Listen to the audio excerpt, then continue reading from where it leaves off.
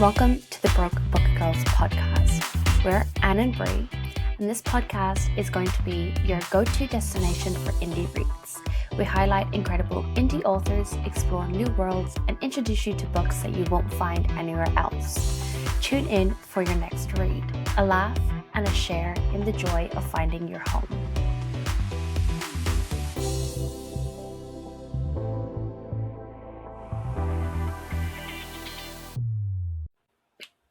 Hello, and welcome to the Broke Book Girls podcast, your go-to destination for indie reads, the podcast that is good for the soul but bad for your TBR. Today we're talking to a very special someone, but before we get into that, let's get straight into this episode, starting with our current reads. What are you currently reading, Bree? I am currently reading a NetGalley arc. It's called Death Meets Cute by J. Penner. I was scrolling through NetGalley and it kind of gave me D&D vibes from the cover, and I went, I love D&D. The blurb is, Iris Wayward wants to be bad. Truly bad. Terrifyingly, gloriously villainous. But after helping her sisters unleash a spell to throw the realm into chaos, Iris is left feeling strangely empty, and still not the villain of her dreams. So she sets off for the quiet town of Freywell to build her wicked legacy alone. Things start a crooked little cottage, a reputation for curses and potions, a healthy dose of fare from the locals. But when her ogre bodyguard disappears, Iris needs new muscle. Good thing a fearsome orc just toppled over in her yard. Dead, by the way. Naturally, she decides to reanimate him. It's a perfect solution. Only the talent isn't the brooding warrior she was hoping for. He's gentle. He bakes. Worst of all, he's nice. But Iris can't possibly have a thing for her new employee. She's supposed to be the most wicked witch in town. While Iris struggles to turn Talon into the enforcer she deserves, her sisters arrive seeking help. Their magic is fading and the claws may be closer than any of them realize. The timing couldn't be worse, and falling for an orc wasn't supposed to be part of her villain era, but it may turn out to be the best spell she's ever cast. It's heavy, cozy chaos fantasy with strong, when I saw the cover, I went, this looks like D&D coded, and I was like, yeah, this is a bit of me, and I'm really enjoying it. So fun. It's so just their initial interaction. He's just like, I'm dead, and she's like, you're dead. And he's like, okay, sure, but I'm talking to you. You're a necromancer. She's like, yes. So I'm having a great time so far. It's the I'll definitely keep my eyes on that one. It sounds really good. I'm preparing to be very entertained. What are you reading, Anne? I'm currently reading She's All I Need by Jen Morris. This is the fourth book in the Forbidden on Fruit Sheets series. And this is like a spicy contemporary romance series where it's all like forbidden romances and their age gap. So the first one was Dad's Best Friend. The second one was Ex-Boyfriend's Dad. The third one was Best Friend's Dad. And this one is Boss's like employee, or like Dad's employee. So it's a lot of fun. I just read the spiciest office scene. It's like workplace dynamic. They're kind of having this, like, they had a bit of a hookup. Then she gets dragged into this job, walks into the office of the guy she's going to be the assistant of, and it's actually the guy that she just hooked up with in the bathroom of a pub. So it's a lot of fun. It's age gap. There's a little bit more of a forbidden kink sort of going on in there as well, and I'm just having a good time. I really love the series. I love Jen Morris. I do. I need to get into Jen Morris. I haven't yet. Yes, yes, you do. So much. I've seen so many of my friends, and you guys are all reading, and I'm just sitting here going, I will get to it. Yeah, absolutely. It's everywhere at the moment. Yeah. I think it's book four was just released. So. So I think that's seeing all of it, and I'm just like, oh, I really need to get onto this, but I'm so squirrel, book. Yeah, I'll get there eventually. Cleo, what are you currently reading? I'm currently reading T.S. Joyce. So she's new to me. She writes Shifters.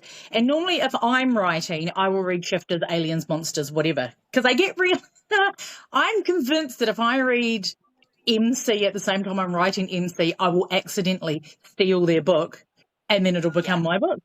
So it's like this huge paranoia thing. Same thing with Mafia. So I can't really read too much dark when I'm writing, just in case I plagiarize a whole entire thing, but I think it's come out of my brain.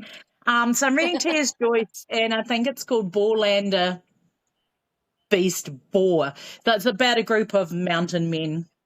They're all different types of shifters. They live on a mountain that's owned by a dragon. And currently at the minute, there's a whole bunch of political things happening between shifters and humans are picketing the shifters and so on and so forth. And yeah, so they've got, but mixed in, it's like hilariously funny.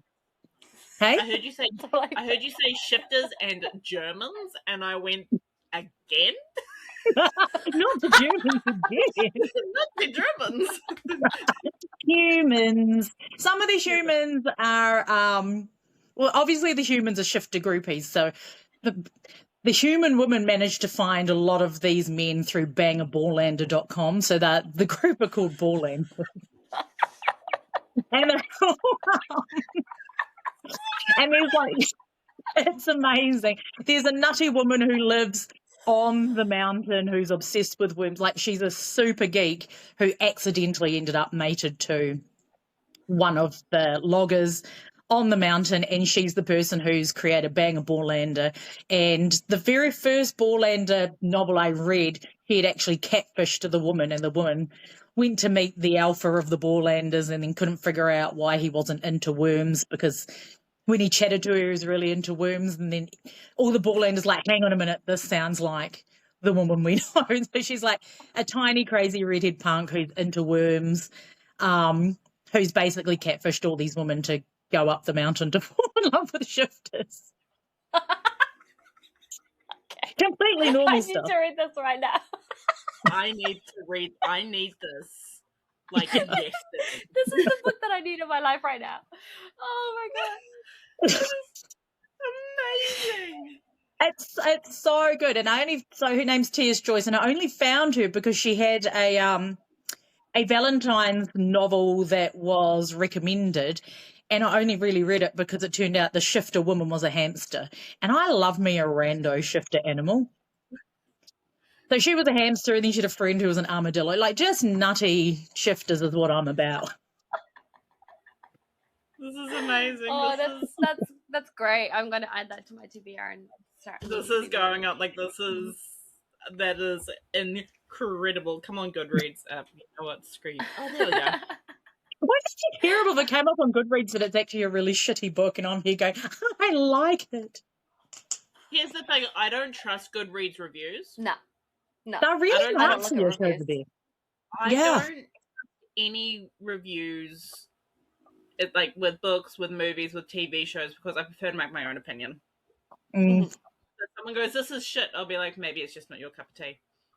A lot of the time I find it's not people's cup of tea. But then I will give everybody a nice review because I now know how hard it is to write a book. So if I read a book and it's like not that great, it's like, you know what? I'll still be nice because good on you. You wrote a book. It's amazing. Yeah, I find that with indies, like, I don't say anything bad. Or like if I didn't like a book, I just don't write a review. Like, but with trad, if it's like a really bad book, I'm like in Goodreads, like, this was fucking the worst book I've ever read in my life. If you want something else, I do the same. I think there is one indie book that I left a negative review on, and Anne knows what book this is. I'm not going to say what book it is currently. I will tell you after. But it was a book, and I sat there reading it like, what the hell? And at one stage, Anne sent me a photo because she was at a place, and she was like, hey, I found your favorite book. And I'm like, bitch.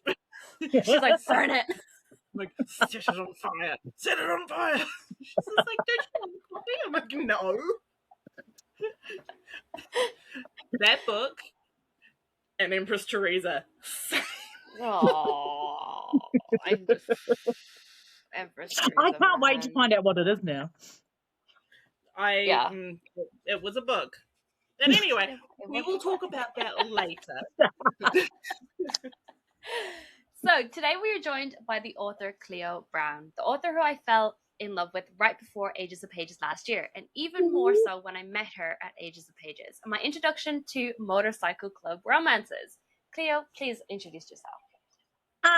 Hi, I'm Cleo Browne, and I write motorcycle club romances.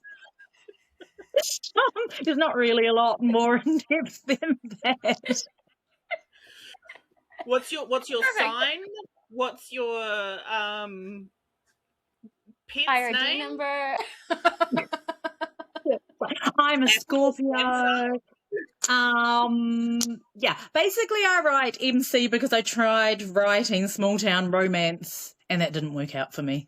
So I had to segue out. And that really just didn't work out because about 17 chapters in, I was like, I really need to kill someone. This is really annoying. It's so boring. I think I ended up putting the FMC into a coma and I just left it at that. I just moved on with my life because I couldn't finish it. And that's how I became an MC writer. So, yeah. I think this is going to be my favourite interview today.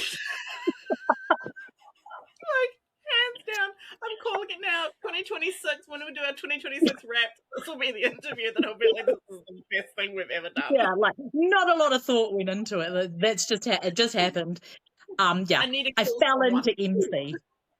Yeah. That's fair. That's fair.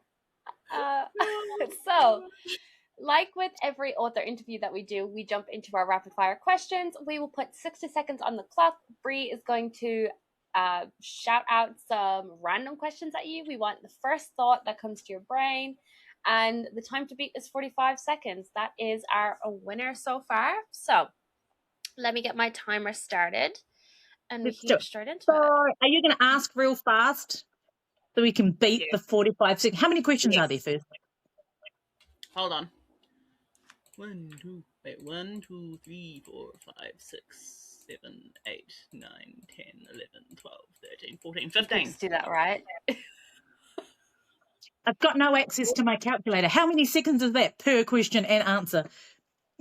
It's getting serious now. And nobody likes it smarter. She was there like individually counting and I just like highlighted and did like numbers. The document. Anyway, okay. All right, we're professional in this household. All right, 60 seconds on the clock. Bree, are you ready to ask these questions as fast as you can? Okay. We'll limber up. 3, 2, 1, go. Favorite season? Autumn. Kindle or physical? Both. Villain or hero? Villain. Favorite book? Perfume. Cocktail or mocktail? Cocktail. Spice or no spice in books? Spicy. Sweet or sour? Sweet. Romance or thriller? Romance. No, thriller. Comedy. Both. Comedy or horror? Comedy. Morning or night? Morning. Lots of garlic or not lots of garlic? All the garlic. Chips or wedges? Oh, wedges. Movies or TV shows? TV shows. Call or text? Text. Favorite flower? Daphne. Done. 7 seconds to spare. Yeah. So you did it in, which is good. You beat. There's only been a couple of people who haven't finished, but I think that was one of our highest ones. Yeah. Yeah. Those people who didn't finish were losers. Amen. Do better next time. I can't remember you. I can't remember who it was that didn't finish. That's what she said. But do better next time. That's what he said. I don't win a lot in my life, so go me. This might end up like on the front of my next book. Hell yeah.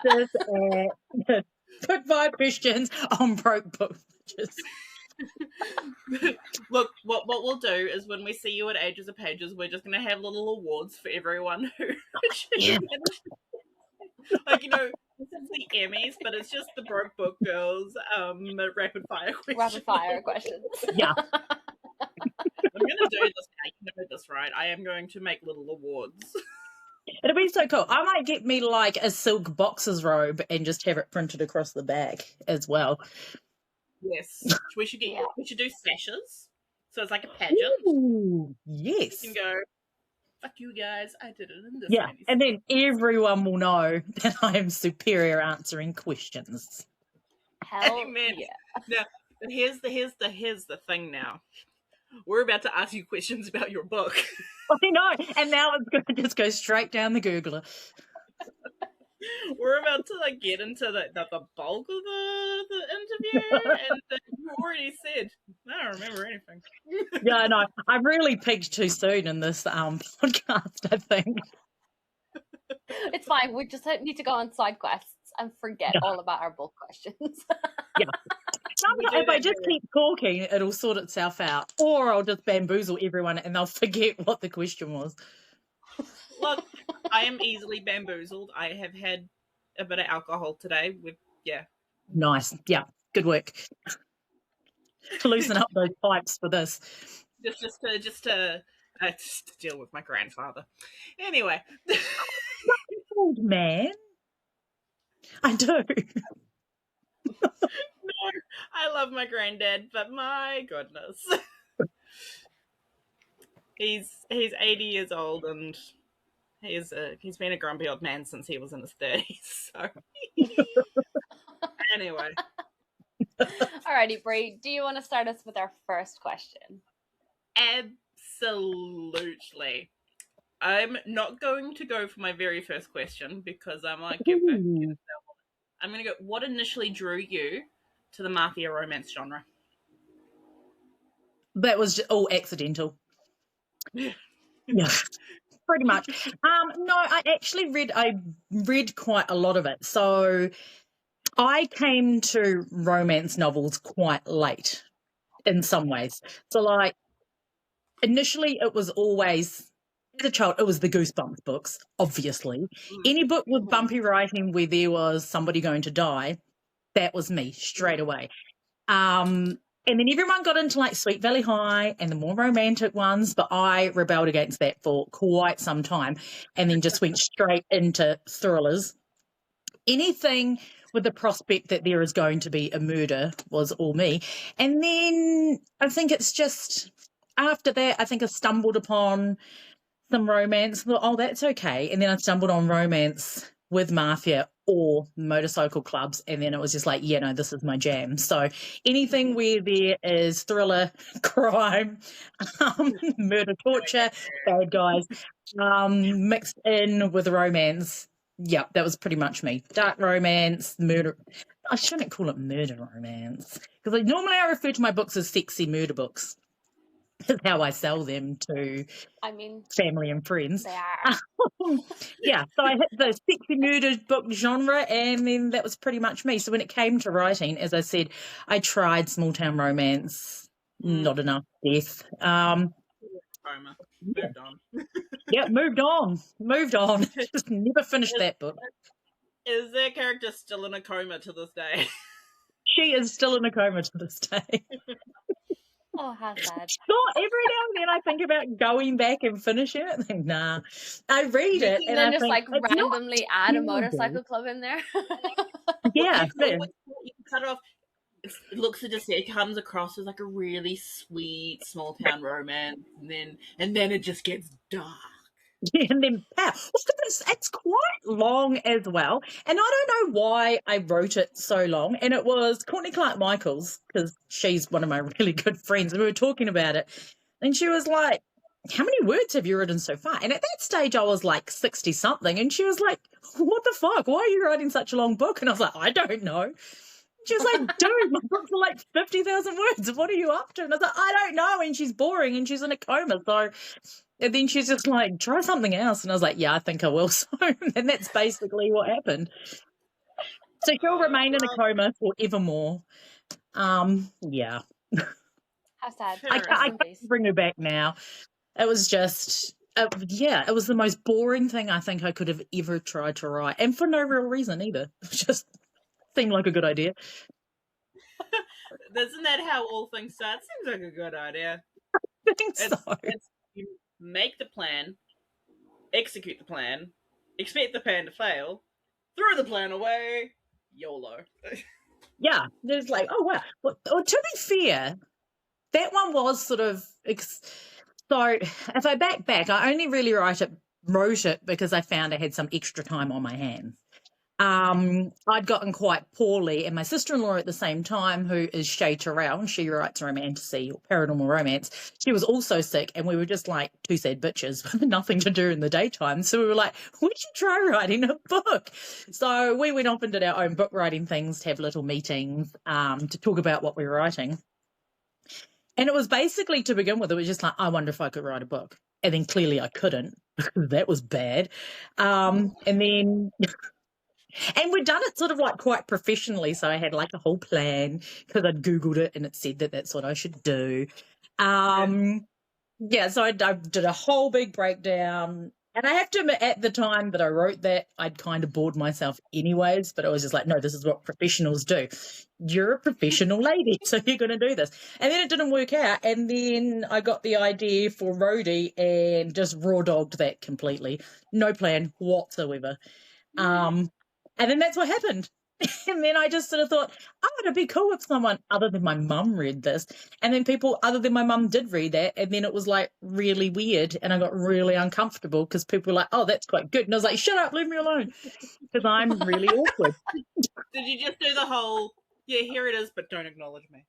Yeah. I'm not here. Like a greyhound. Please have the goods, but... Yeah, but don't look at me and then just stand in the corner. Yeah, and I was really glad that I had a fake name as well, because Cleo Browne is not my real name. And actually, Courtney Clark Michaels made that my name. So thanks, Courtney. Oh, nice. Yeah, well, because she did the whole, you should do your stripper name, which is the name of your first pet, and then the name of the street you lived on. But that would mean my romance name is Roger Browning, and that's a different type of romance writer. And she was like, that's terrible. What the hell is wrong with you? And I was like, I don't know. Wait, quick. Anne, what would your stripper name be then? Oh God, where did I? Jessie Auburn. That's not bad. That's not bad. That's not bad. Not bad. A nice lady. It just Sounds like nice. it, right? Yeah. Cool. What's yours? Cool. Shit, what was my cat's name? So, where did I live? Jag Channel. Oh. That's a stripper's name. When I do the introduction thing, like when I type out I'm going to now put our stripper names and everyone's gonna be like, what the fuck is happening? Actually, the channel part of your surname elevates that from stripper to maybe mattress actress. I agree. That's a straight to OnlyFans name. if people can dream, never gonna happen. My titties are for me, and even then, what about even then, they're too much. No, gosh, okay, I don't do feet. I can't do my own feet. I hate dealing with patients' feet. If I could have no feet and then just kind of hover with stumps, I'd be happy. Feet is so gross. My colleague asked me to come and take a look at these patients' feet the other day, and I went. She's like, "Can you come have a look at this person's? Because you're not here. Because I'm here. I was there on Monday, and she's not." And I walked in, and I'm like, "Why did I say yes?" That's fine. It's fine. You're a professional. It's fine. I'm a professional. You just can't. You can't tell that I am deeply uncomfortable. There's a reason why I'm not a podiatrist. And I have questions for podiatrists because clearly they must have a fetish. Oh. That's where that they're the ones that go to OnlyFans. Sorry, They are the ones that go straight to OnlyFans. straight to OnlyFans. Anyway, your turn, Anne. So in Rhodey, we meet Tuesday, our female character, and I love her so much. Why is it important that we have neurospicy characters in stories? So I don't know whether you've noticed this, and I also don't want you to be alarmed, but I am also neurospicy, so I know I hide it quite well. Whoa, hold up! Stop the podcast. Wait, let me just pause this. Disguise like two people in a trench coat. That's how good the disguise is.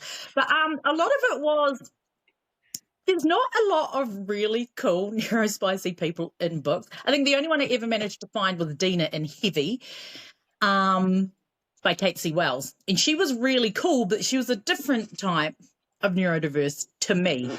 And obviously, because I'm selfish, I thought I'll write one that has quirks a little bit more like mine, and someone who is a main person. A lot of the time, well, sometimes neurospicy people are used as like storyline crutches where they just need someone really good at maths or someone really good at computers in the background that can do stuff. And I was like, nah, like that. I'm going to have a main one. And she can fall in love and it can be all weird and dorky and as awkward as it is, because that's what I want. So that's pretty much what happened. And I think that's the big difference between the really crappy small town book I wrote and this one. Is just like, the first one, I think I was writing what I thought people would like. And then obviously I got into a wild hair and maybe was being hormonal. But no, I'm going to write what I want. So basically after that, all of the weird crap that happens in all of my books is done purely because it amuses me. That's it.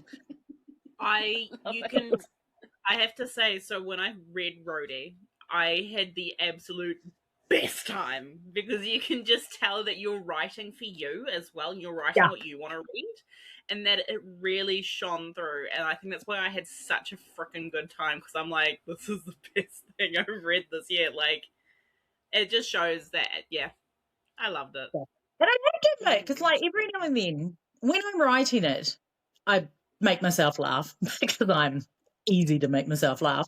And then once I've done it, I forget it completely exists and I move on to the new one. But every now and then I've had to actually go back because someone's asked me for a quote pull or something. And then when I read it, I'm like, what the hell was I doing? Because there is some weird crap that happens. And it was like, why did I write that?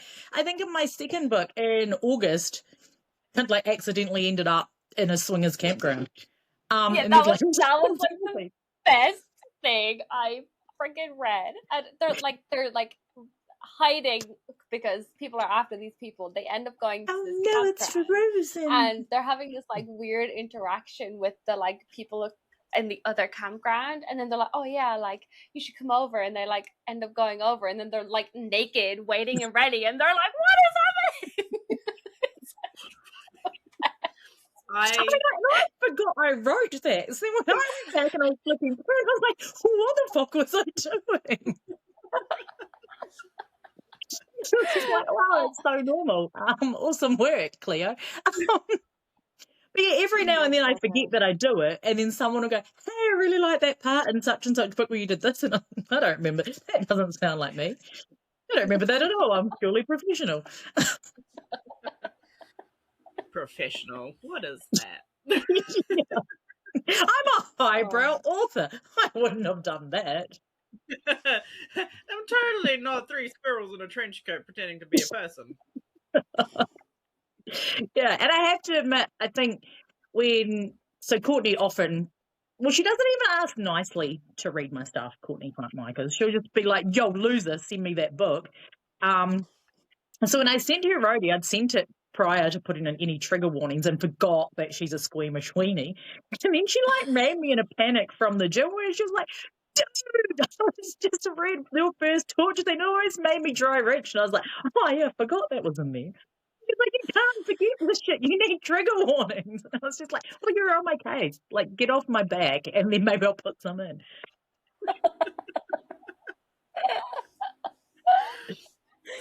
Oh, So Oh funny. my god, where's my water I bottle? love it There so it is. much. This is gold. That's hilarious. Yeah. And Tuesday is just one of my favorite characters.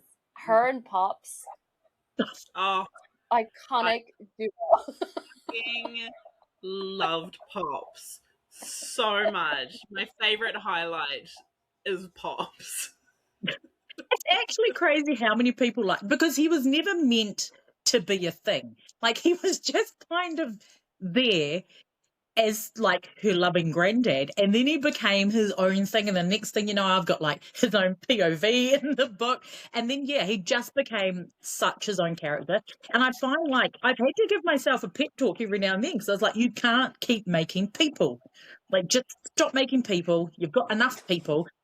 And then I'll make like a single person who's only in there for a short period, and be like, oh my god, I really like this guy. It's like, he's only in there for this one book, and then Fuck so no, that I was have to meant to write the be wrong Pop. book. Yeah. And then it's just like, and then Pops just became a thing. You Good. can't And kill him. yeah.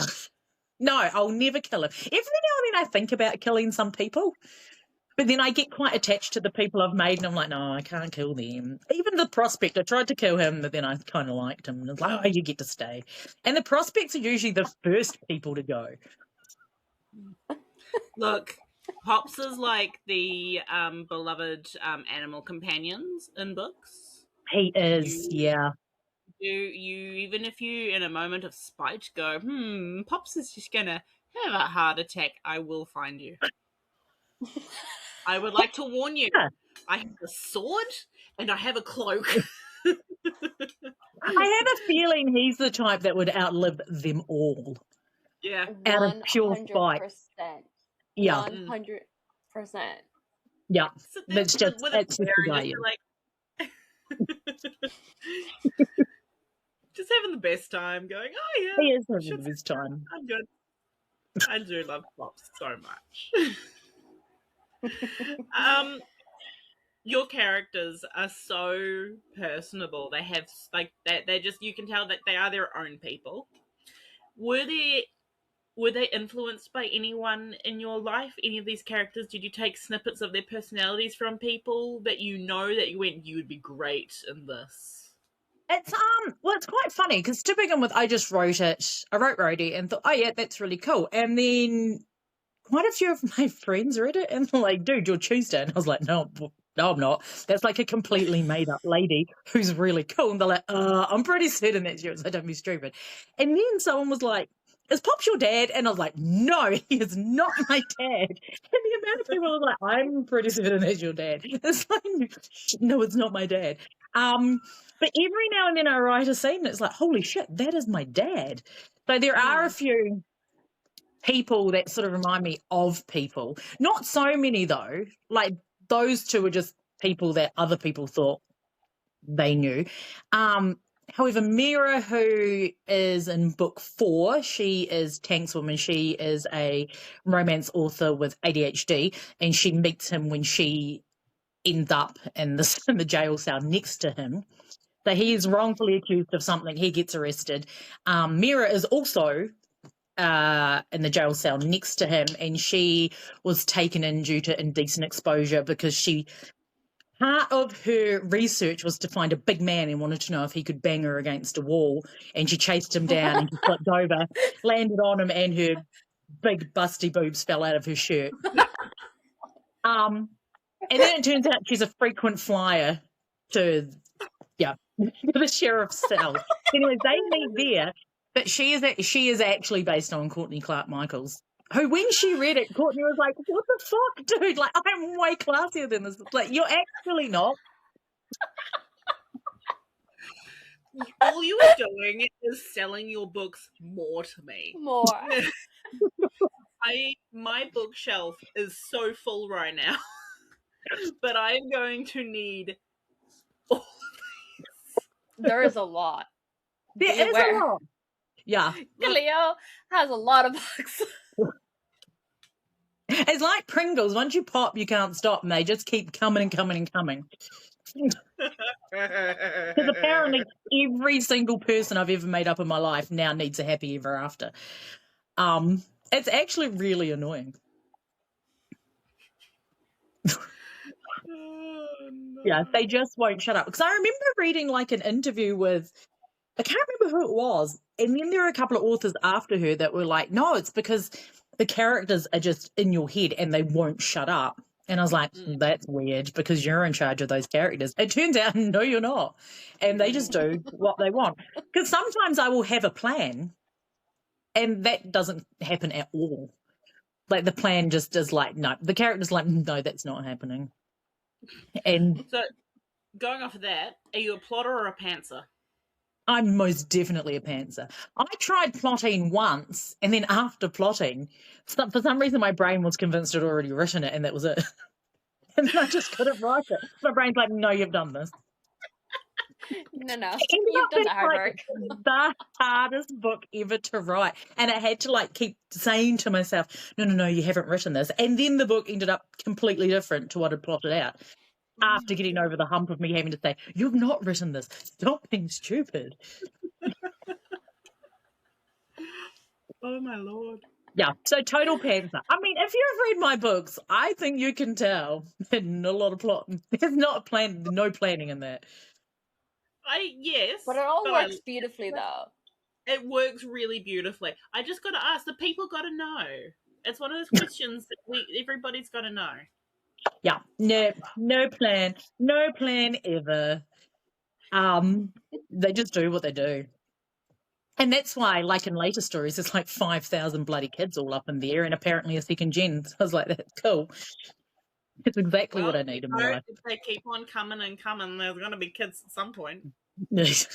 Exactly. Yeah, which is like silly because to begin with, it's like, oh, just start just one book, see if I can do one book. Then after it's like, we'll see if I can do two, and then I'll be done. And then I don't even know how many there are now. Like, I swear to God, like every month there's a new release. I'm like, girl, what are you doing? Yeah, So, I don't know either. Leading No on clue. from that, how have you published so many books?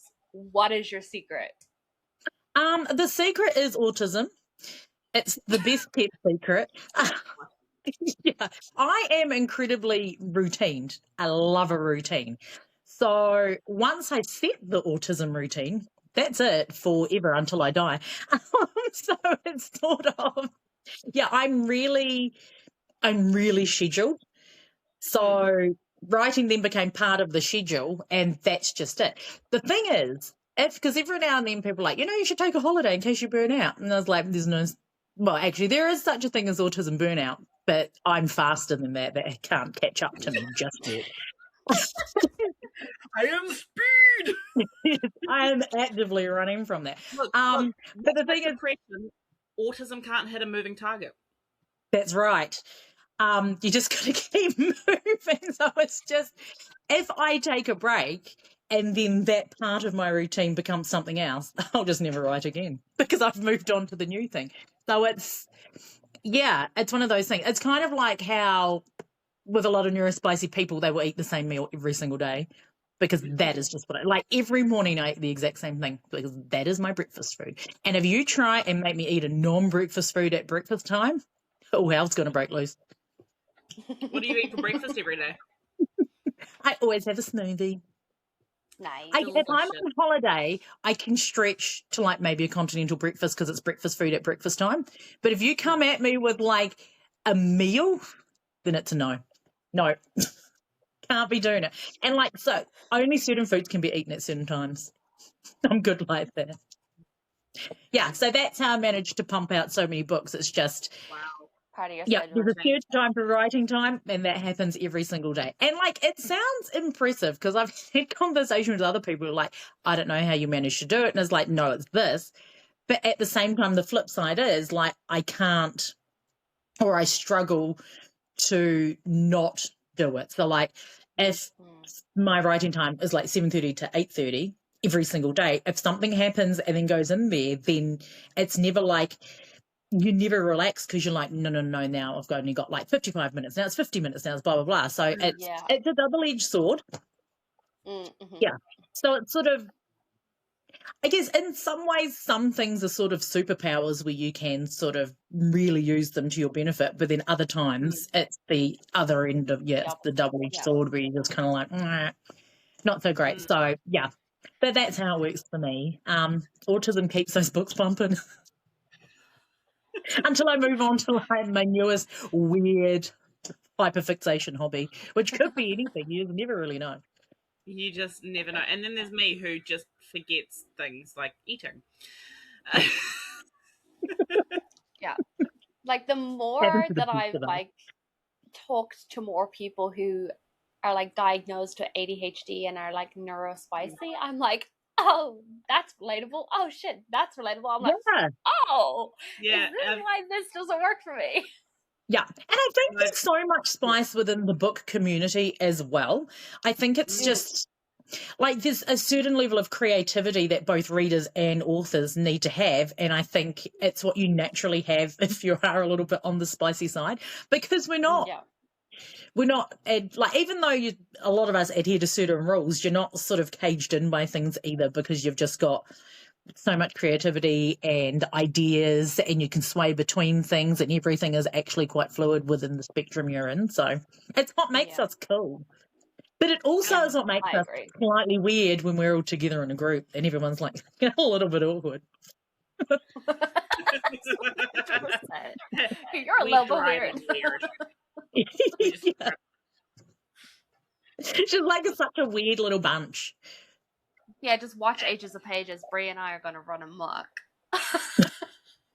I'm so excited to go absolutely nuts. I'm going to be like, hi, everyone. Hello. We're at Armageddon with Zoe. I talked to so many people. I was so excited to talk to so many people. And I'm like, hi. Hello. Let me tell you about this. Smell the candles. And they go, what? I'm like, smell the damn candles. And they go, okay. I'm like, does that not smell like the color green? You can tell. And if they're like, yes, you're like, this is the book for you. Yeah. And a lot of them were like, some of them were like, what the fuck is wrong with you? And I'm like, nothing. Absolutely nothing. Look, I got a corset on, my boobs are out, my breathing's constricted, my asthma's playing up. What do you want from me? What do you want? Too much caffeine. I've had so much caffeine and not enough food, but that's okay because I'm just going to keep talking until you buy the damn book. We sold so many books. I can't wait for Ages of Pages, and then I know. There's so many events this year that I get to help Zoe at, and I get to talk to people, and I'm going to make so many friends. Yes. There are so many events because I'm at a romantic adventure. You are? I am. Don't ask me how I managed to crack into that one, but I did. So I'm sharing a table with Esme Brett, because Esme is amazeballs and I love her. And then Courtney Clark Michaels is on the other side, because we come in a pack now. Nice.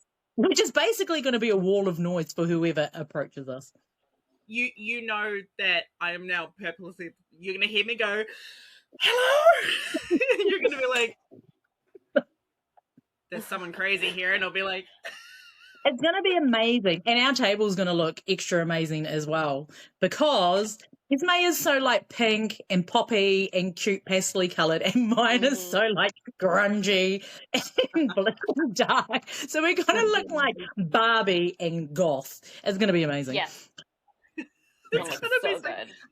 I am as soon as I get to the place on the Saturday. I will settle my stuff down with Zoe, and then I'm coming to find you. You will find her. If I can find her. I'm banking on the other two actually showing me where I'm meant to be. Look, you'll probably hear me before you see me. I think I probably will. I am loud. I am a very loud person, and I get very excited. Yeah. When Anne and I actually first met in person for the first time, I was a couple of drinks in, but I was like, yes! And I'm like, I get very excited when it comes to people, and when it comes to people that I've spoken to, and like people that I really want to meet and people that I really like, I get very excited. That's it so reminds me cute. of I can't wait yeah. for you to meet someone that you don't like. I It's hope there's happened. someone there that you don't like, so then I can watch it unfold. She's like, Here's the "Yeah." thing. Here's the thing. Behind my stand. You won't know until they walk away and you're like, what a bitch. There's one person in my life currently who I have to interact with because of an upcoming event, and she has no idea that I don't like her. Oh, that's good No acting. idea. Good work. Good job. It's called Professional. I just good at playing pretend. If I can fake Yeah. it to my patients, I can fake it to other people. I can do my nurse face. I go, I'm not judging you. Yeah. Yeah, you're an absolute idiot, but you don't know that. I'm sorry. I feel like Frankie in season 6 of Community. You're an idiot. Frankie's great. Frankie is great. She's like, Dean, so stupid. Yeah, I'm sorry I said that out loud, but you're so stupid. That's how I feel. There are certain people in my life where I'm just like, you're so stupid, but it's fine. You can't help it, but you should be able to, but you can't help it. But you It's can't. fine. It's like talking to a pet. That's why Chewie is so great. She'll just tell you. Yeah, That doesn't make sense. I wish I could just tell people, but I don't like hurting feelings. Yeah, that's fair. I like almost everybody that I have in my life. There's just one or two people that I'm like, what the hell? Why are you here? Leave me alone. Leave me alone. But I love to any of my friends who are listening, I love you guys. Don't worry. It's not you. It's not you. It's not you. Although one of them is slightly questionable after making us read Empress Teresa. Fuck you, Ben. Fuck you, Ben. Don't worry, I'm seeing him on Wednesday. I'll tell him you say that. Yes, thank you. How much research goes into the mafia murdery kind of torture stuff? The structure, the family, the crime. How much research goes into that? Oddly, not a lot. Autism again. As a child, my father and I were big into medieval torture for a decent period of time. So a lot of our conversations actually did revolve around, oh my God, did you hear about this? Like, just different ways that people Chewie could be and named. Pops. Yeah. Autism. That is if you're a child with autism, you either have medieval, the Egyptians, or the Titanic. Yeah, so we were medieval. That's where we sat on that spectrum. And it's really cute because so my dad, he's really sweet anyways. Now that we've both grown up, we're both into true crime, like a huge amount, because obviously. But he won't read my books because of the sexy stuff. Thank God, because I don't need dad reading that. But every now and then he'll have a thought or whatever, and he'll ring me. And it's like, hey, I've just had a thought. And then he'll come up with like this whole new way to torture people. And he'll be like, that's an amazing way to torture people. And then we'll hash it out together. And it'll go in the book. So a lot of it isn't actually research.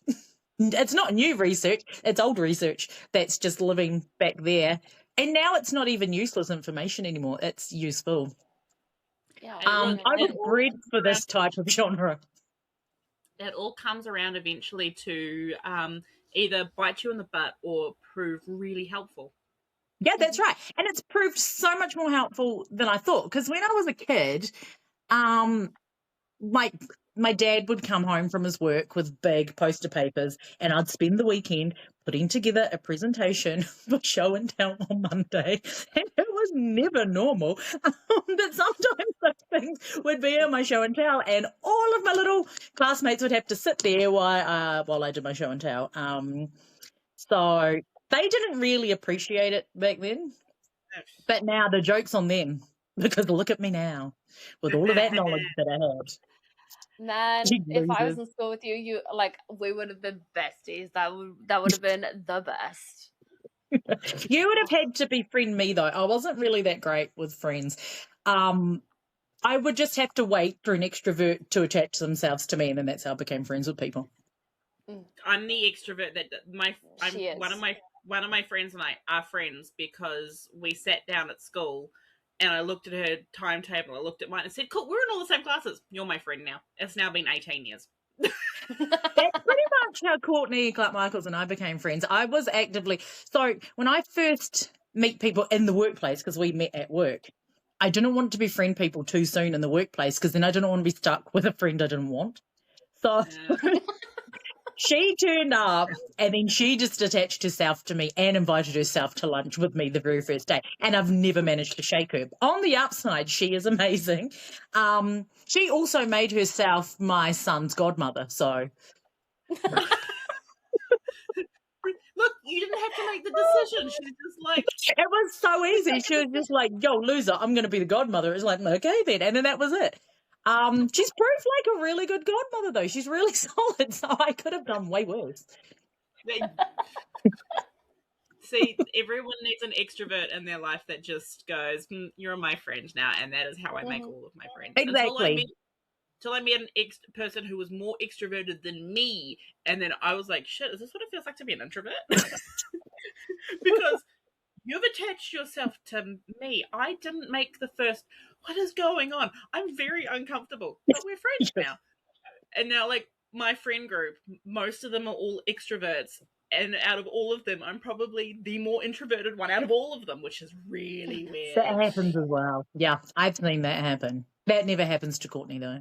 But no, she's really cool. Her and Jane are really cool. They've attached themselves to me in a great way. Yeah, Courtney's good. And she's really good because she's been writing a lot longer than I have. So she just knows more stuff, which means that I don't have to fill up my brain with stuff because she'll just boss me into doing stuff that I should have been doing but didn't think I should have been doing because I couldn't be bothered. Like, even in the run-up to Romantic Adventure in AOP, she's like, loser, have you ordered your books? It's like, actually, I haven't. She's like, you're doing that today over tacos. And that's just how things happen. I love that friendship. We do love Courtney here. She gave some very good advice when I was about to crash out. Yeah. She's really cool. Yeah. She just knows stuff. Yeah. So much stuff. Yeah.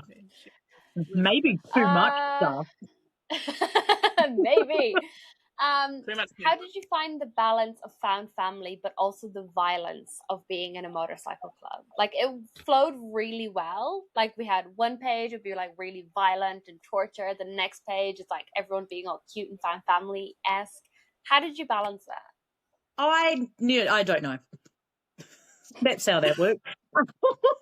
I actually don't know. So I have an alpha reader and she's always really nice because she is always like, I like how you balance this out. And it's like, that is through no real doing of my own. It's just something that happens automatically. I don't know. I think it's because it's very tiring murdering people on page. So I think after that I need to make myself laugh. So it's usually how things happen. There's only been a couple of books that I've really struggled to write, and that's just because the person themselves was probably less funny or more introverted themselves. Like Jules, I found really hard to write just as a personality, and as one of the Tombses, he's not like the others. He's a lot colder. He's not as accepting of all of the people around him type thing. So I did really struggle with him to the point where I did think about getting rid of him. But by that stage, I was like, if I do that, to write, so you're off. Yeah, everybody will complain. So, yeah, people will be bitching about it. So, yeah, I ended up managing to make him work, but I think in order to do that, I had to introduce a whole bunch of special needs kids, because why wouldn't I do that? Look, at this point, I'm just inclined to trust your brain. Yeah, it's all you can do. This is amazing. Your brain is if you read Rhodey and you love it, you're just gonna love every single book. Like, that's just how it's gonna go. And Anne had talked about Rhodey so much just last year, and I was like, okay, I do need to read this. And then when you were like, can I come on the pod? Like, I want to come on. I was like, cool. This is like this podcast gives me so many excuses to move things that have been on my TBR that Anne has put on there. And now I just have really good reasons to read them. And I'm like, yes, I can ignore my I am currently reading. slowly making you a dark romance girly, Bree. Yeah. Have you noticed? And that's very entertaining for everybody. Dark romance is where it's at. I love dark romance.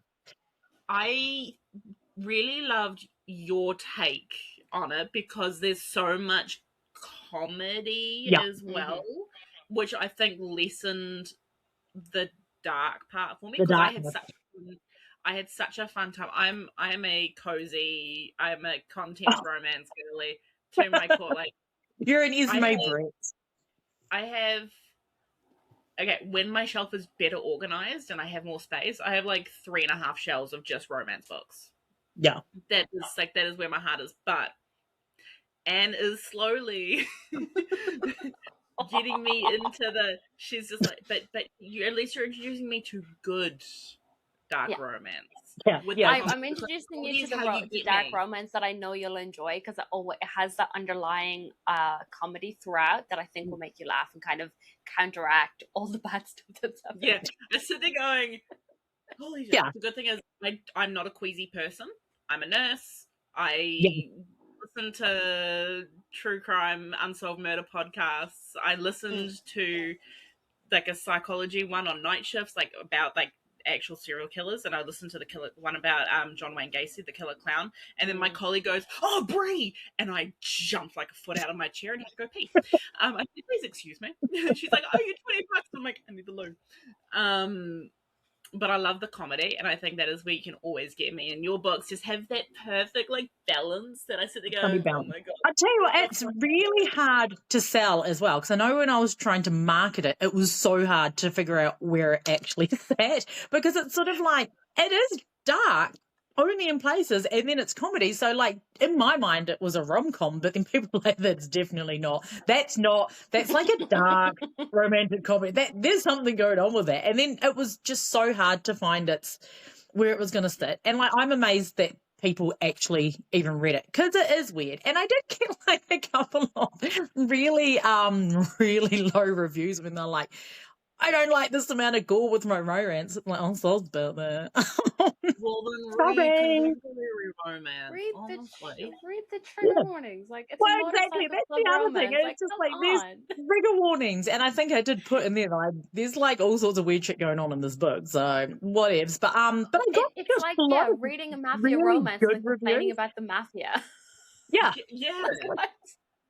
It's like, what are you talking about? But then I got some really, really lovely reviews, and it was so sweet because then Courtney was like, "Oh, you need a Facebook page," and I'm like, "Fine." So then I had to like last minute make up a Facebook page, and I had my mum taking photos of me posing like I was a guy posing with his fish, but I was posing with Rhodey.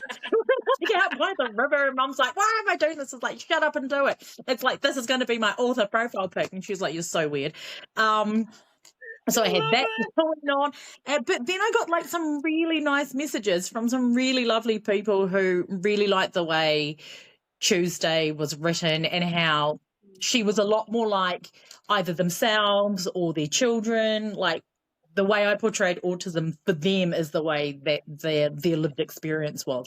And that was like really nice. That was sort of like the thing that made it all worth it, like being really uncomfortable about putting a book out and talking about it. And it was so nice. And then I also got really nice comments saying, "I've never laughed so much during a torture scene." And I was like, "Oh, thanks, lady." Yeah. Pretty much. With that.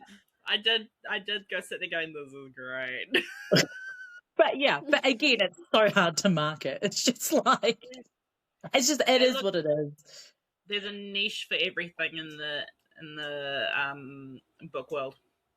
There really is. I almost peed my pants when I think it was Deanie Wink, the bookstagrammer, had like compared it to Butcher and Blackbird, and I was like, no fucking way, because it's like the best book in the whole wide entire world. It's like, there is no way. And then I was like telling my husband, and he has no clue what I'm on about half the time. He was like, what are you doing? I thought your book was all just about blowjobs. It's like, what? No, what? No. And there's some people in it. And he's like, what? Why would you do that? Isn't it a romance book? And I was like, yes. So then we just confused each other. And then I just left it at that. And then, yeah, because sometimes I talk about them at him. And like his big fear the whole time was like, no, you can't put this out because then everyone will think I'm Rhodey. It's like, no one's thinking that. If anyone's met the man, he is not Rhodey. I think the only part in Rhodey that he influenced at all was Chewie's electric scooter and a yellow helmet, because he has those things. Aww. Not gonna lie, I was a bit concerned when I was just like, he's not what is wrong with my vagina? I've had that line stuck in my head for so many weeks now. What's wrong with my At least Iconic that's not lines throughout. iconic. my other favorite highlight. Oh Jesus. Okay. Which of your characters would be the most fun to have dinner with, and which would be the most dangerous? Oh, I actually think Ryder would probably be the most fun to have dinner with. As the series has gone on, he's become more and more Pops-like.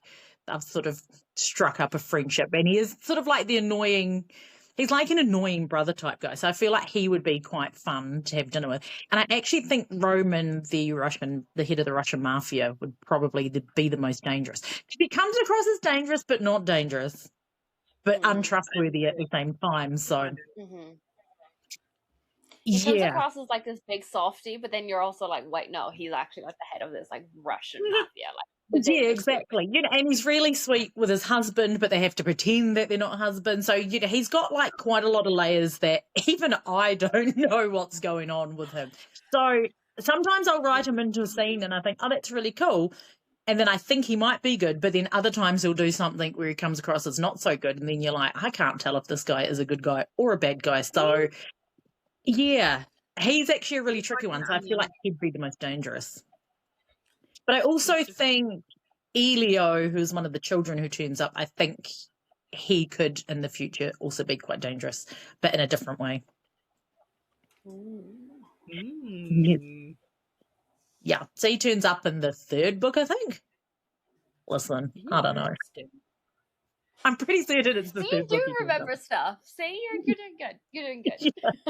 You think I would know more, given how they're all related to each other. And at the time of writing, I know how it all works, but then afterwards it's just like, I have no idea what happened. It's like I write everything in some weird fugue state and it's like, that's done, move on to the next one. Yeah. Oh, who is the character you relate to most in the series? Is it Chewie, or is there someone else that you relate to more? No, I think it probably is Chewie. As much as I say that Chewie is not me, I think it is actually Chewie I relate to the most. Probably a mix between her and Mira, which is Courtney Clark Michaels' character, because she is also, I think if those two had a baby together, they would probably produce me. Anything is possible through science and the power of imagination. Yeah, so it would be that would be who it would be. But they're both really cool ladies, both nuts in completely different ways. But I think that's probably who I'd relate to the most. And then maybe in like 10, 15, 20 years' time, I'll level up and I'll become Pops. Oh, hell yeah. Good goals. Great goals to have. I too aspire to be Pops. Yeah. He's living his 100%. best life. Yeah. Yes, future goals. I don't really want to do the torture thing personally, but I would like to be the. Yeah. If there we go. Anne can do the torture. I can be the hi. You can be handing her all the tools.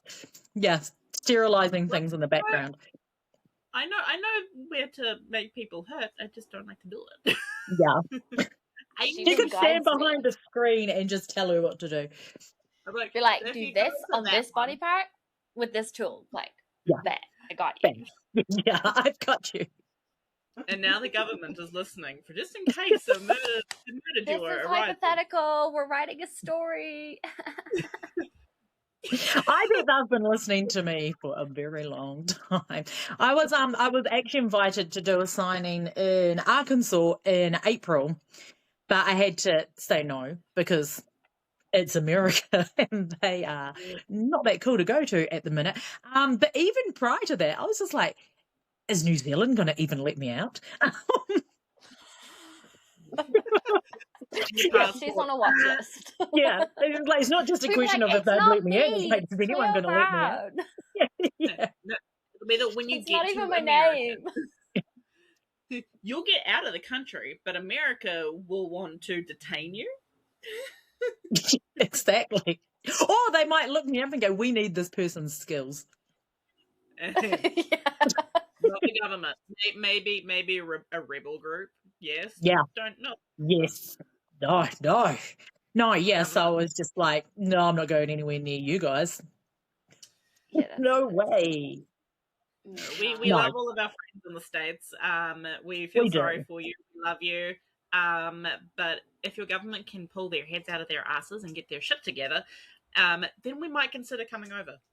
Exactly. So, yeah. And I do love all my people in the States. I think they are the people who picked up my book and read it the most. And I get it. The MC Motorcycle Club Romance is massive in America and the UK. New Zealand, not so much. And I get it. I know when it was Rachel Scott.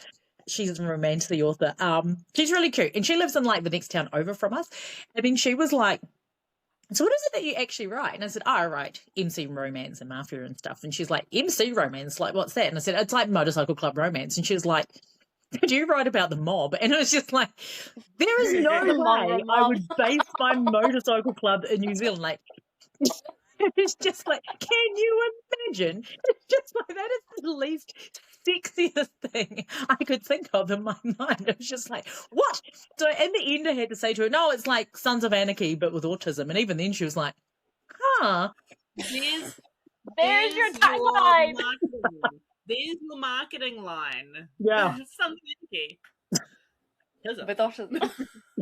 With autism. Yeah, so she was just like, oh, well, that's better than writing about black power. And I was like, yeah, no, that's never going to be a thing. Like, that is probably so incredibly niche. I'm not powerful enough to make that a thing. No, you might have issues. Yeah. Yeah, I've seen some of them. They're not like the men on my covers, I can tell you that. No, I have also seen some. Yeah. No, thanks. No. So I sort of thought, now in New Zealand, I need a bit of marketing because I really don't want people to be thinking that's what I'm writing. Because now what I actually need is a big sign next to Sons of Anarchy with autism saying, not black power.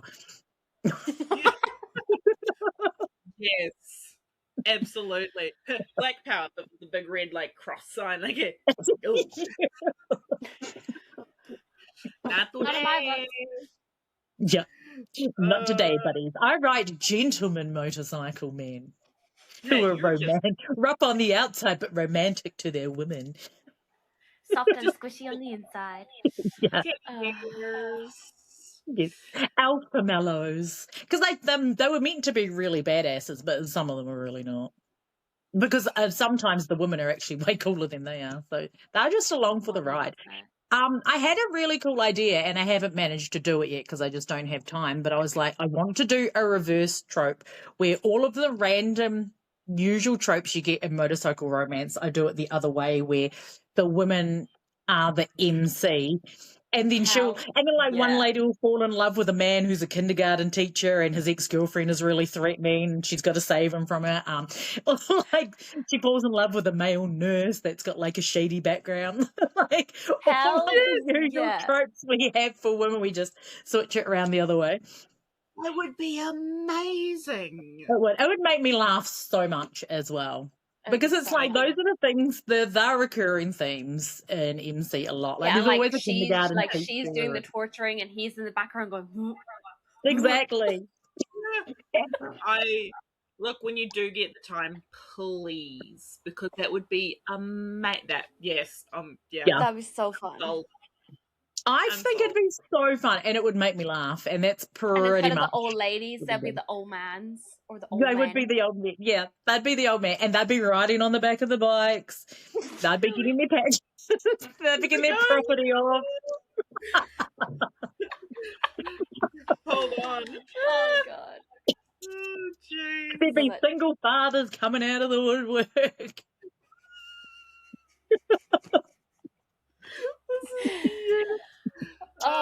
Okay, my last question. What advice would you give to someone who wants to jump into indie publishing? Yeah, just do it. It's really the only way you can do it. Like, there's not even anything fancy you need to do. Like, I did everything not fancy at all. There was very little thought in my mind what I was doing other than just do it. The hardest part is actually filling out the shitty paperwork that Amazon give you to fill out before you can even upload a book. But that's just book admin. So apart from the book admin, it's just write what you want to write. Write what makes you laugh or what makes you interested. Like, write what you want to read, pretty much. But everyone's got a story and everyone can write. It's not as hard as everyone says it is. If I can do it with very little prep and not much going on, anybody can do it. But you just have to do it. That's pretty much the only advice I have. But don't even bother researching stuff.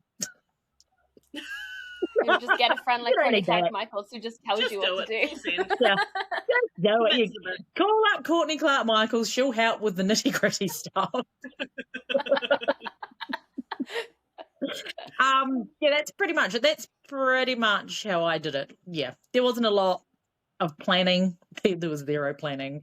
All I knew was there was a date that I thought, it could be quite cool to put this on the Zon. And that's what happened. I did have a slight thought one part there where I was like, maybe I should write the second book now in case this one is quite good.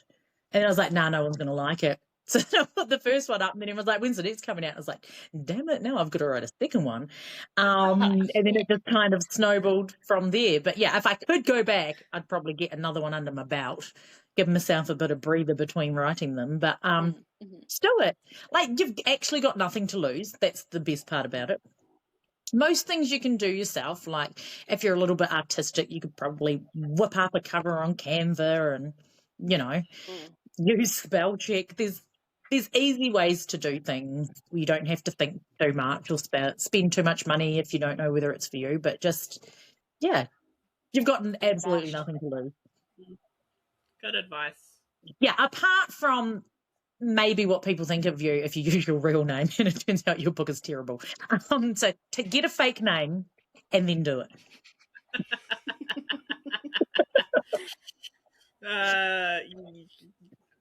Yeah, Jag Channel. Jessie Auburn. You ladies are set. I don't think I'll ever use Jag Channel. I have a name that I would use. Will it get used? We don't know. Boogity boogity bitch. Alrighty. Is that everything? No more random questions that we have, Bree? No. No random questions. Perfect.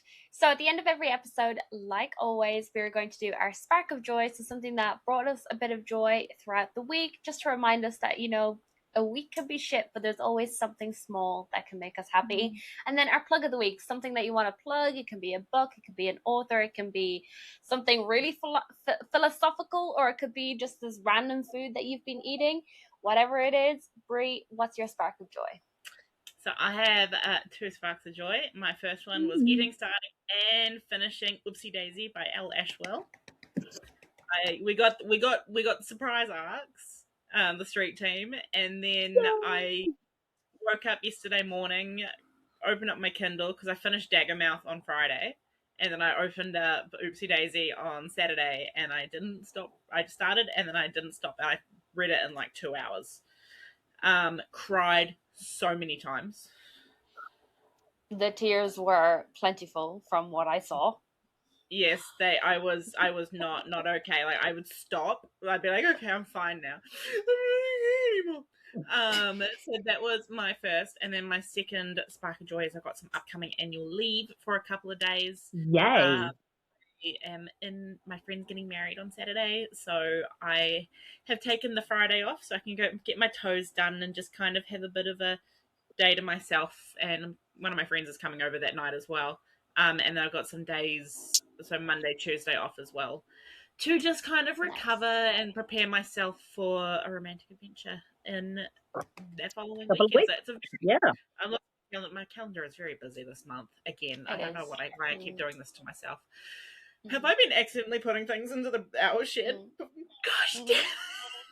So my calendar looks really fun and really social, but I'm not doing anything. I'm just at home. So I can be, oh no, sorry, I'm doing something that day. I keep doing it. I don't even realize. So Anne knows where I'm. She knows that if I don't rock up for an interview, she'll know where I've been. Yeah. That's good. If you don't even need to like find my friend. Yeah. Don't even need to like iPhone. So this is where Bree was at this time on this day. Well, how do you know that? I'm like, I have her calendar. It's not creepy at all. No, of course not. No. And what's your concerned co-host? Yeah, what's your spark? So I've got 2 sparks of joy.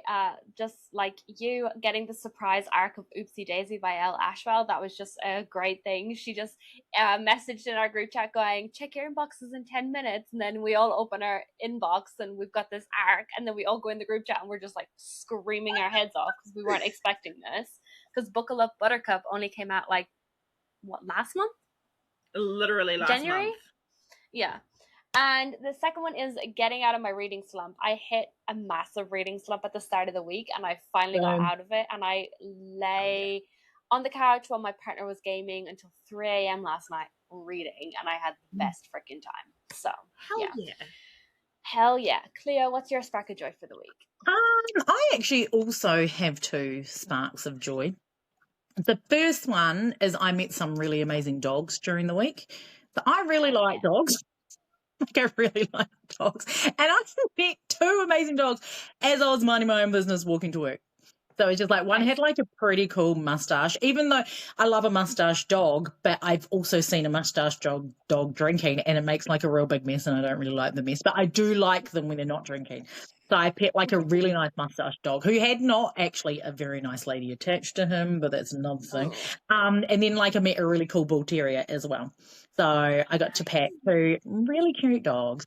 And then the second one was I've just come back from Auckland where I had a great time and I love Dangerfield and embroidery clothes. I got like some really cute new outfits and I've been after a vest for a long time and I found a really cute vest with an alpaca on it. So I'm just like winning at life at the moment. Apart from Courtney Clark Michaels told me that I need to match my brand when I'm at signings, which means I can't wear any of my really cool embroidered stuff and I have to wear black. But I also have like a really cute sparkle badge that I'll wear. So Courtney Clark Michaels is such a ball ache sometimes. She is a bully. Wear the dark. Be like, yeah, I'm really serious. And then you just got your alpaca vest. Yeah, exactly. Yeah, I could do. Because I've got like a really cool boiler suit that Courtney Clark Michaels also told me to buy. She was like, loser, you need one of these. She also has one though for normal everyday work stuff. So, yeah. It would be perfect with your brand, Sons of Anarchy, with autism, funny, torture, murder. Just do it. Yeah. I love me an alpaca. Tell Courtney Clark Michaels that the Broke Book Girls podcast told her to shut up and let you wear the alpaca vest. What does she know? I want to see the alpaca vest at a romantic adventure. Okay? Start to lose that. Yeah. There's been a lot of outfit talk in our group chat with Esme, me, and Courtney Clark Michaels. There's a lot of outfits going on in the group chat. I love that. There's a lot of confusion as well, actually. Yeah. It's mainly confusion. It's like, do we match? Do we not match? Yeah. What's happening? Is this okay? Should we be wearing this? Yeah, like if anyone ever hacked those messages, they'll be like, just leave these women alone. They don't know anything. Yeah. They're trying really hard to help each other, but they're making it worse. And moving into our plug of the week, what are you plugging this week, Bree? I've been trying to think of this, and for most of this recording, I've been playing with rocks. So my plug is once again rocks. Hell I yeah. love rocks. And rocks. And saying it specifically that way. Rocks. Yeah. I love rocks. I have my jar of rocks, and they are my favorite thing to play with and gift people. So hey, do you want a rock, Cleo? Maybe. It'll be a See, nice I'm a rock. silicon fidget guy. I like to give people rocks as a token of my friendship. Are they flat and smooth? I can make sure you have a flat and smooth one. Yeah, I don't like round. I think I have a flat and smooth one that's got your name on it. Okay, that's good. Yeah, flat and smooth is good. Bulbous, not good. No, you can't see my jar of rocks, and I'm not getting up again. But you know they're there. I know they're there. Every time she's like looking off into space while the video's playing, she's looking at her jar of rocks. Yeah. I'm just like, rocks. Rocks. This is every time I go to the South Island. When I came back from the South Island beginning of this year, my suitcase was like 2 kgs heavy. It was all rocks. You're like a penguin. I am. This is why, like, rocks are like a token of my friendship. This is how I collect friends. As I get, You're an Adelie penguin.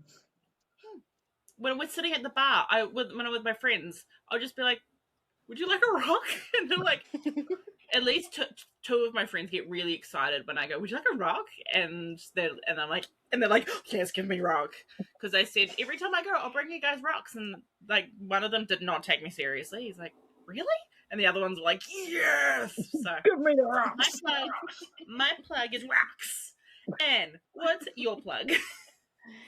So while I hit my reading slump this week, I fell into this rabbit hole of, on TikTok and YouTube and Instagram, a personal curriculum. It's basically to help beat like just doom scrolling on your phone. You pick certain topics that you just want to research and start researching them. So I'm going to be doing it on my apprenticeship that I'm doing for work. That's obviously something that I have to do. But I'm also going to be doing graphic design, which will help me with my PA business. But I'm also going to study vampires and like the mythology of vampires. And I'm so excited. I've set myself up like a little schedule and all the like books I'm going to read and the assignments that I've set myself, and I'm just going to have the best freaking time. So I like creating a personal curriculum. Once you've done your vampire research, we need to do like a just as a random episode, like a PowerPoint night where we just Hell yeah. I'm so down. A vampire episode. Random that we've hyperfixated on, so vampires, and then I'll hyperfixate on something, and I'll be like, so this is what we're going to talk about, and these are the books that you should read that are associated with this, so it still ties in with the books, but it just is our hyperfixations. This is an episode. Brilliant. That is an amazing episode. I'm so down for that. I just want to do PowerPoints.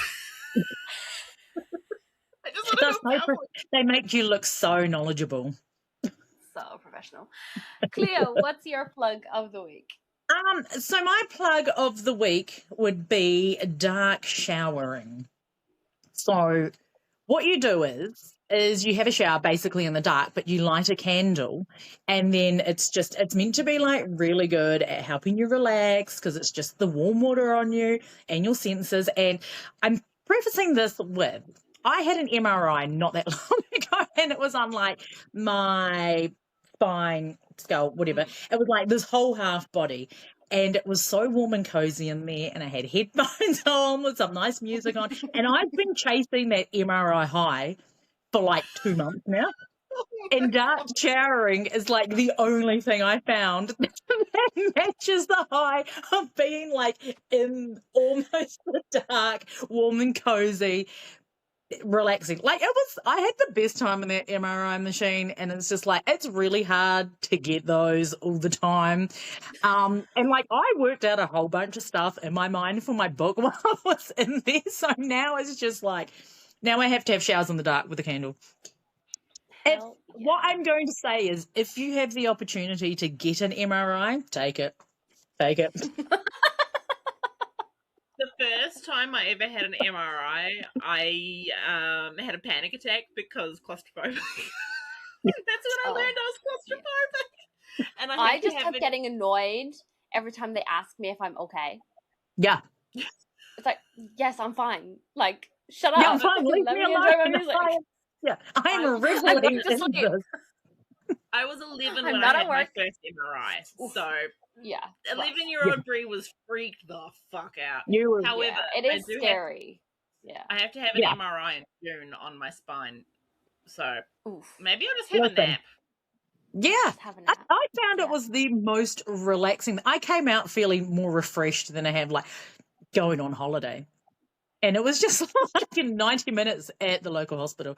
That's what I mean. If you can't get yourself an MRI, get yourself a candle and turn the lights off in the shower. Hey, and if you have an MRI and they have contrast, the contrast makes you glow in the dark. Yes, which basically makes you like 1,000 times cooler. Disco ball. And the glow in the dark, like it continues into the nighttime, just so that everybody does know that. I couldn't get the contrast. Now I feel like I've really got ripped off. That's it. I'm going again. When I had my first MRI, my mum was like, "They're gonna give you the contrast, and it's gonna make you glow in the dark." I got so excited, and then she said, "Only makes you glow on the screen in the dark." And I'm like, "What do you mean I'm not gonna glow?" I got so disappointed. Like my hopes got really high, and then they just got boom. And I'm like, I'm not gonna glow in the dark, and I've broken and torn so many bones and muscles since then that you would think that by now my body would have learned to glow in the dark like a glow stick, but no. No, you're just normal. You're just like the rest of us. Gosh damn it! I just want to glow in the dark. I just want to have my back cracked like a glow stick. Now that is not something that we need getting out just yet. Let's pretend. Alrighty. So that is the end of our episode. Thank you so much for joining us today. Make sure to subscribe so we know you're here listening. We appreciate you spending time with us today and every day. You can follow me at Runaway Irish Girl on all platforms. Where can they find you, Bree? You can find me at Cheese and Reads on most platforms. If you can't find me on a platform, I'm not there. Ooh. Cleo, where can they find you? You can pretty much find me quite a lot more places than I would like people to find me. I'm basically Cleo Browne and everything. Insta, Facebook, TikTok, website, whatever. You can Google me even. That's how I knew I was getting pretty big. If you Google me and stuff actually comes up, it's like, wow. Wait, we're going to prove that. Not me forgetting how to type. Or spell my name. Okay, so every time I typed your name into our document and into Riverside, I keep going cello. I was going in alphabetical order. Cello. Yes, guys. Oh, you can't see, but there we go. Wow. Wow. How exciting. Yeah. Alrighty, so Cleo's links will be in our description, so make sure you go give her a follow. Massive thank you to Cleo for joining us today. We really appreciate it. You're always welcome back anytime. We will squeeze you in. And make sure to follow us on our Instagram and TikTok at the Broke Book Girls Pod. Make sure to subscribe or follow on your listener of choice, and check back in every Wednesday for a brand new episode. Bye. Thank you so much for having me. And I apologise to all of those listeners who thought they were going to get something a lot more normal. We don't do normal. Bye. Bye.